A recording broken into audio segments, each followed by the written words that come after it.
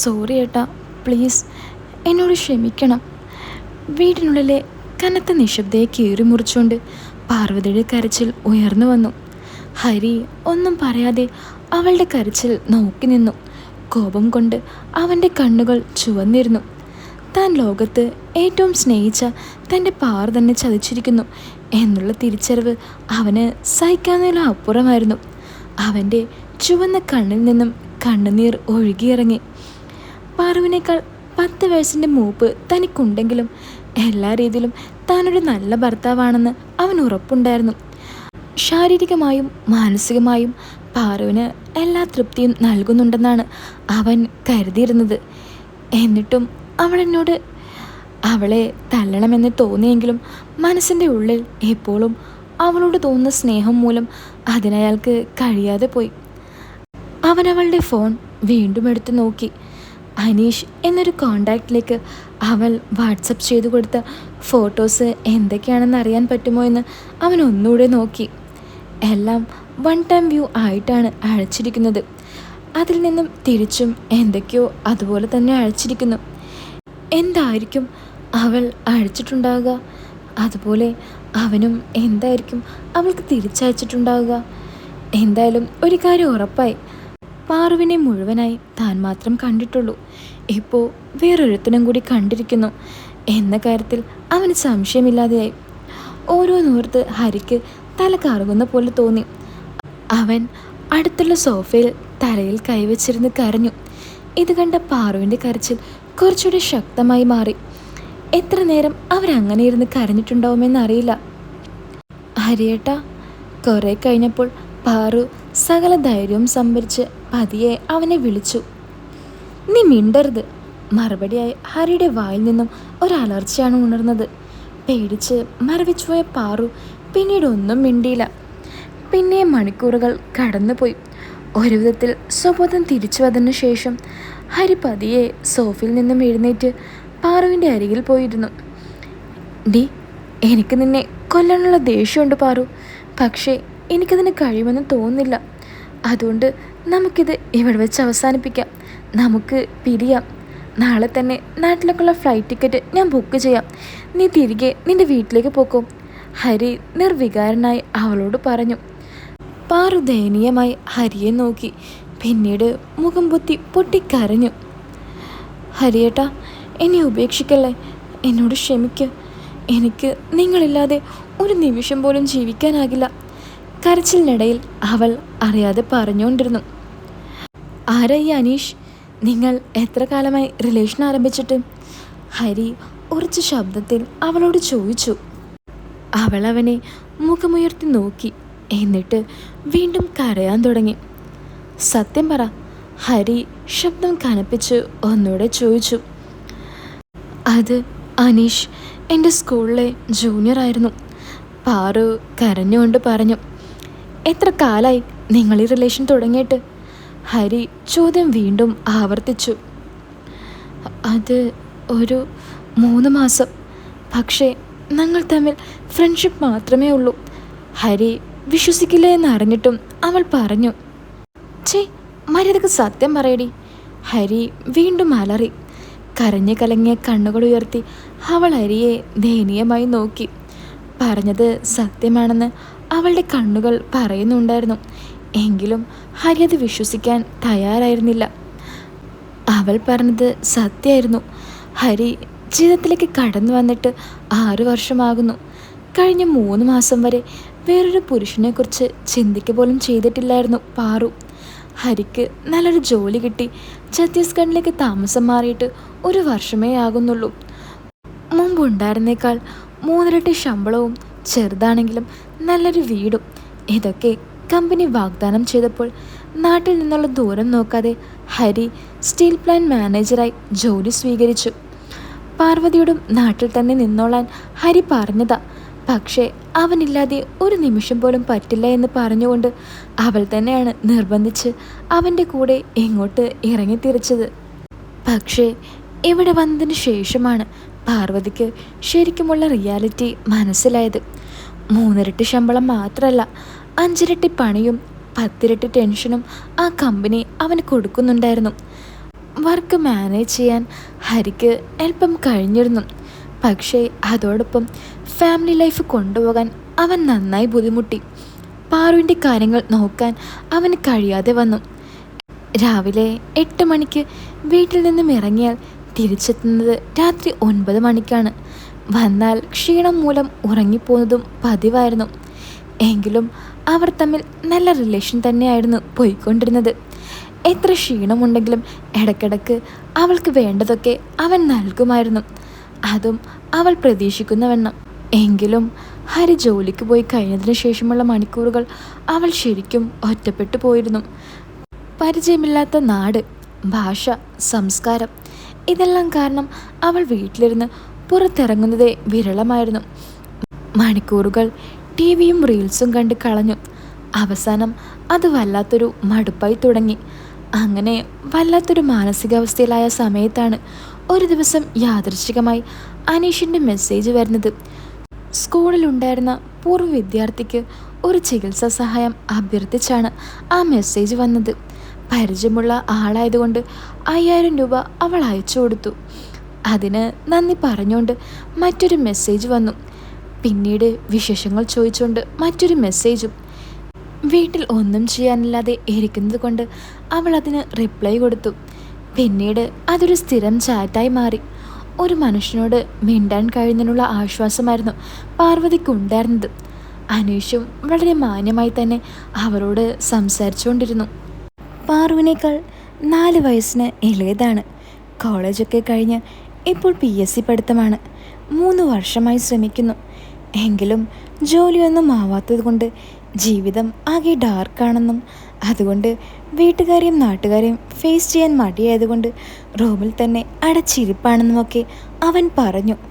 വളരെ പെട്ടെന്ന് അവർക്കിടയിൽ ഒരു സൗഹൃദം ഉടലെടുത്തു.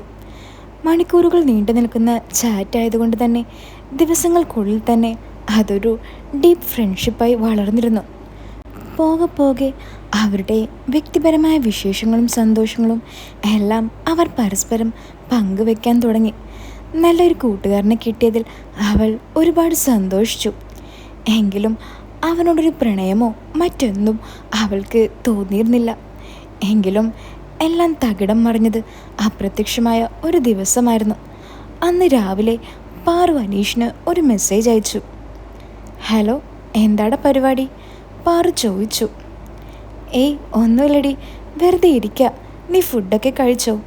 അനീഷിൻ്റെ തിരിച്ചുള്ള മെസ്സേജ്. ഓ കഴിച്ചടാ, ഭക്ഷണം കുളിയൊക്കെ കഴിഞ്ഞ് ബോറടിച്ചിരുന്നപ്പോൾ മെസ്സേജ് ഇട്ടതാ. നീ കുളിച്ചായിരുന്നോ? പാറു ചോദിച്ചു. ഇല്ലടി, കുളിച്ചില്ല, കുളിക്കണം. ഓ പോയി കുളിക്കടാ, 10 മണിയായി, പാറു പറഞ്ഞു. ഇതൊന്ന് കഴിഞ്ഞിട്ട് കുളിക്കാമെന്ന് കരുതിയതായിരുന്നു. ചെയ്തുകൊണ്ടിരിക്കുമ്പോഴാണ് നിന്റെ മെസ്സേജ് വന്നത്, അനീഷ് പറഞ്ഞു. എന്ത്? പാറു ചോദിച്ചു. അതിന് റിപ്ലൈ വരാൻ കുറച്ച് സമയം വൈകി. ഡാ എന്താടാ? അവൾ വീണ്ടും മെസ്സേജ് അയച്ചു. അതിന് റിപ്ലൈ ആയി ഒരു 1 ടൈം വ്യൂ ഒരു വീഡിയോ ആണ് വന്നത്. ഇതെന്ത് സാധനം എന്ന് ചിന്തിച്ച് അത് തുറന്നു നോക്കിയപ്പോൾ അവൾ പെട്ടെന്ന് ഞെട്ടിപ്പോയി. വീഡിയോയുടെ അടിയിൽ ഇത് തന്നെയാ ചെയ്യുന്നത് എന്നൊരു മെസ്സേജും കൂടെ ഒരു ഇമോജിയും ഉണ്ടായിരുന്നു. പാറു കുറച്ചു നേരം ആ വീഡിയോയിലൊക്കെ തന്നെ നോക്കിയിരുന്നു പോയി. പാറു സ്വഭാവത്തിലേക്ക് വന്നപ്പോഴേക്കും വീഡിയോ കഴിഞ്ഞിരുന്നു. അയ്യോ എന്നൊരു വാക്ക് അവളുടെ വായിൽ നിന്നും ഉണർന്നു. പക്ഷേ അവൾ റിപ്ലൈ ഒന്നും അയച്ചില്ല. അമ്പരന്ന് വാ പൊളിച്ചിരുന്ന് റിപ്ലൈ അയക്കാൻ അവൾ മറന്നുപോയി. 2 മിനിറ്റ് കഴിഞ്ഞപ്പോഴേക്കും വീണ്ടും ഒരു നോട്ടിഫിക്കേഷൻ റിംഗ് ചെയ്തു.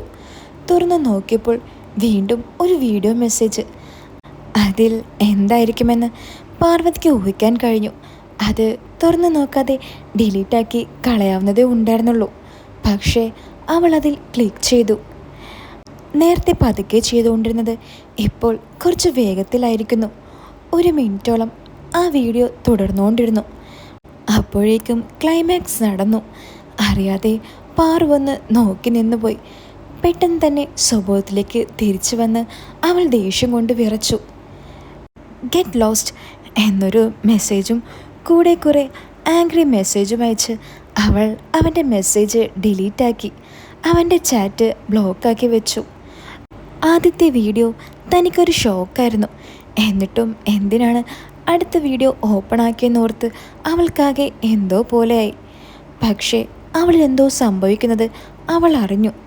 തനിക്ക് എന്താണ് സംഭവിക്കുന്നതെന്നോർത്ത് അവളാകെ ടെൻഷനായി. ഹരിയേട്ടനെ അല്ലാതെ വേറൊരാളെയും പറ്റി താൻ ചിന്തിച്ചിട്ടില്ല. എന്നിട്ടും താനിത് കണ്ടപ്പോൾ തനിക്ക് എന്തൊക്കെയാകുന്നു എന്നോർത്ത് അവൾക്കാകെ ലജ്ജ തോന്നി. ഇനി ഒരിക്കലും ഇത് ആവർത്തിക്കില്ല എന്ന് അവൾ സ്വയം പ്രതിജ്ഞ ചെയ്തു. ആ നിമിഷം തന്നെ അവളുടെ ഫോൺ റിങ് ചെയ്തു. അനീഷാണ്. മെസ്സേജ് കാണാത്തതുകൊണ്ട് വിളിക്കുന്നതാവും. അവൾ അപ്പോൾ തന്നെ ആ നമ്പറും ബ്ലോക്കാക്കി വെച്ചു. ദിവസങ്ങൾ അങ്ങനെ കടന്നുപോയി. ഇതിനിടെ അനീഷ് സോറി പറഞ്ഞ് മറ്റൊരു നമ്പറിൽ നിന്നും ടെക്സ്റ്റ് മെസ്സേജ് അയച്ചു. പാറു അത് കണ്ടിരുന്നു. പക്ഷേ അവൾ അത് ഡിലീറ്റാക്കി കളഞ്ഞു. പക്ഷേ അനീഷില്ലാത്ത അവളുടെ പകലുകൾ വീണ്ടും വിരസമായി. അവന് മെസ്സേജ് അയച്ചാലോ എന്നൊക്കെ അവൾ ആലോചിച്ചു. പക്ഷേ അവൻ ചെയ്തതാലോചിച്ചപ്പോൾ പാറുവിന് അതിന് കഴിഞ്ഞില്ല. പോകെ പോകെ അവൾ വീണ്ടും ബോറടിയുടെയും മടുപ്പിൻ്റെയും പരമാവധിയിലെത്തി. രാത്രി ഹരിയേട്ടൻ വരുന്നത് വരെ ഒന്നും ചെയ്യാനില്ലാതെയും ആരോടും മിണ്ടാതില്ലാതെയും വട്ടാവുന്നത് പോലെ അവൾക്ക് തോന്നി. അനീഷ് തനിക്ക് തരുന്ന ഒരാശ്വാസം എത്ര വലുതായിരുന്നെന്ന് അവൾക്ക് ബോധ്യമായി. എങ്കിലും അവന് മെസ്സേജ് അയക്കാൻ അവളുടെ അഭിമാനം സമ്മതിച്ചില്ല. അനീഷില്ലാതെ പറ്റില്ല എന്നൊരു മാനസികാവസ്ഥ വന്നപ്പോൾ ഒരു ദിവസം പാറു അവൻ്റെ ചാറ്റ് അൺബ്ലോക്കാക്കി. അവൻ മെസ്സേജ് അയക്കുമോ എന്നറിയാലോ. 15 മിനിറ്റിനുള്ളിൽ അനീഷിൻ്റെ മെസ്സേജ് അവൾക്ക് വന്നു. ഇവനെന്താ എൻ്റെ പ്രൊഫൈലിൽ നോക്കി ഇരിക്കുക തന്നെയാണോ 24 മണിക്കൂറും? അവൾ ഒന്ന് ഓർത്തു. അവൾ മെസ്സേജ് എടുത്ത് നോക്കി. ഒരു നീണ്ട മെസ്സേജാണ് അതിൽ. തെറ്റ് പറ്റിയെന്നും ഇനി ആവർത്തിക്കില്ല എന്നും ഒരു തവണത്തേക്ക് മാപ്പാക്കണമെന്നൊക്കെ പറഞ്ഞ് ഒരു മെസ്സേജ്. അവൾ റിപ്ലൈ ഒന്നും കൊടുത്തില്ല. Paru, I am really sorry. അവൻ്റെ അടുത്ത മെസ്സേജ് വന്നു. ഓക്കെ എന്നൊരു റിപ്ലൈ മാത്രം അവൾ തിരിച്ചയച്ചു. നീയെന്ന് മെസ്സേജ് അയച്ചപ്പോൾ ഞാൻ ചെയ്തുകൊണ്ടിരിക്കുകയായിരുന്നു. ആ പീക്ക് മൊമെൻറ്റിൽ സംഭവിച്ചു പോയ തെറ്റാണ്. ഇനി ഞാൻ ഒരിക്കലും അത് ആവർത്തിക്കില്ല.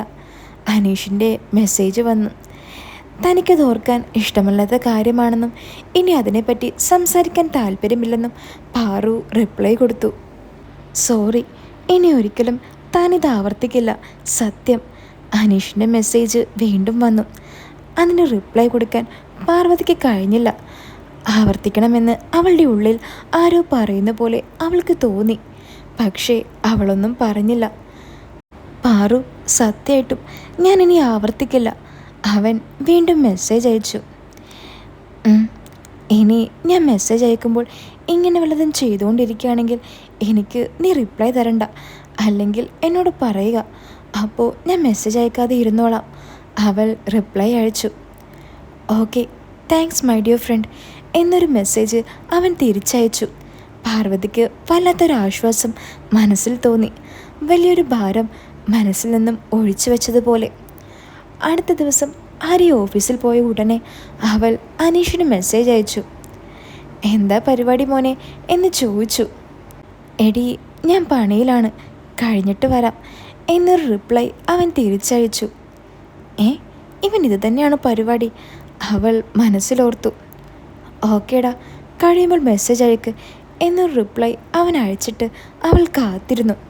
15 മിനിറ്റ് കഴിഞ്ഞിട്ടും മെസ്സേജ് ഒന്നും കാണാതായപ്പോൾ തീർന്നില്ല ഇതുവരെ എന്നൊരു മെസ്സേജ് കൂടി അവൾ അയച്ചിട്ടു. അയച്ചു കഴിഞ്ഞപ്പോഴാണ് അത് വേണ്ടിയിരുന്നില്ല എന്ന് അവൾക്ക് തോന്നിയത്. അവൻ അന്നത്തെ പോലെ ഇന്നും വല്ലതും ഒപ്പിച്ചാലോ എന്ന് അവൾക്ക് പേടി തോന്നി. പക്ഷേ ഉള്ളിൻ്റെ ഉള്ളിൽ അത് വീണ്ടും കാണാനും ഒരു കുഞ്ഞാഗ്രഹം അവൾക്കുണ്ടായി. പാറു, അനീഷിൻ്റെ മെസ്സേജ് വന്നു. തീർന്നോ? പാറു ചോദിച്ചു. ഇല്ലടി, നീ മെസ്സേജ് അയച്ചപ്പോൾ നിർത്തി, പിന്നെ നോക്കാം അനീഷ് പറഞ്ഞു. അതെന്താടാ, പോയി കംപ്ലീറ്റ് ആക്കിയിട്ട് വാ, ഞാൻ വെയിറ്റ് ചെയ്യാം. പാറു, അനീഷ് വീണ്ടും അവളെ വിളിച്ചു. എന്താടാ? ഇത്തവണ അവളുടെ റിപ്ലൈ കുറച്ചൊരു സ്നേഹം കലർത്തിയായിരുന്നു. അത് പാറു, ഞാനൊരു കാര്യം ചോദിക്കട്ടെ, എന്നോട് ദേഷ്യം തോന്നരുത്. ചോദിക്ക്, കേൾക്കട്ടെ. ചോദിക്കാൻ പോകുന്നത് എന്തായിരിക്കുമെന്ന് ഏകദേശം ഊഹിച്ച് അവൾ റിപ്ലൈ കൊടുത്തു. അത് അന്നത്തെ പോലെ ഞാൻ വീഡിയോ അഴക്കട്ടെ. അവൻ്റെ മെസ്സേജ് പാറുവിൻ്റെ മനസ്സിൽ ചെറിയൊരു മഞ്ഞു കോരിയിട്ടു. അവൾ റിപ്ലൈ ഒന്നും കൊടുത്തില്ല. ഇഷ്ടമല്ലെങ്കിൽ വേണ്ടെന്ന് പറഞ്ഞോളൂ, ഞാൻ അഴക്കില്ല പാറു. അനീഷിൻ്റെ അടുത്ത മെസ്സേജ് വന്നു. പക്ഷേ എന്തോ തനിക്ക് സംഭവിക്കുന്നത് അവൾ അറിഞ്ഞു. ഓക്കെ, അഴച്ചോളൂ, അവൾ റിപ്ലൈ കൊടുത്തു. അവളുടെ നെഞ്ച് പടപടായി ഇടിച്ചു. ഹരിയേട്ടനല്ലാതെ മറ്റൊരാൾ കൂടി തൻ്റെ ജീവിതത്തിലേക്ക് വരാൻ പോകുന്നു എന്നത് അവളിലൊരു ആകാംക്ഷ ഉണർത്തി. ഉടനെ വീഡിയോ വന്നു. അതിൽ വീഡിയോക്കൊപ്പം പാറു പാറു എന്ന് വിളിക്കുന്ന അവൻ്റെ ശബ്ദവും കേൾക്കാം. അപ്പോൾ ഇനി അനീഷ് എന്തൊക്കെയാ ചെയ്യാൻ പോകുന്നതെന്നും ഇതൊക്കെ അറിഞ്ഞ ഹരി എങ്ങനെയാണ് പ്രതികരിക്കുന്നതെന്നും കേൾക്കാൻ നിങ്ങൾക്ക് ആഗ്രഹമുണ്ടോ? ഒപ്പം പാറുവിൻ്റെ മനസ്സ് എങ്ങനെയാണ് മാറുന്നതെന്ന് നിങ്ങൾക്കറിയണ്ടേ? അപ്പോൾ ഇനിയുള്ള ഇതിൻ്റെ ബാക്കി കഥ ഞാൻ ഇടാൻ പോകുന്നത് എൻ്റെ ടെലിഗ്രാം ചാനലിലായിരിക്കും. അതിലേക്ക് ജോയിൻ ചെയ്യാൻ ആഗ്രഹമുള്ള ആൾക്കാർ അടിയിൽ കമൻറ്റ് ബോക്സിൽ ഞാനൊരു ലിങ്ക് കൊടുത്തിട്ടുണ്ട്. അതിൽ കയറി എനിക്കൊരു മെസ്സേജ് അയച്ചാൽ മതി കേട്ടോ. അപ്പോൾ ഈ വീഡിയോ ഇഷ്ടപ്പെട്ടാൽ വീഡിയോ ഒന്ന് ലൈക്ക് ചെയ്യാനും ചാനൽ ഒന്ന് സബ്സ്ക്രൈബ് ചെയ്യാനും മറക്കല്ലേ. അപ്പോൾ പുതിയൊരു കഥയായിട്ട് നമുക്ക് വീണ്ടും കാണാം.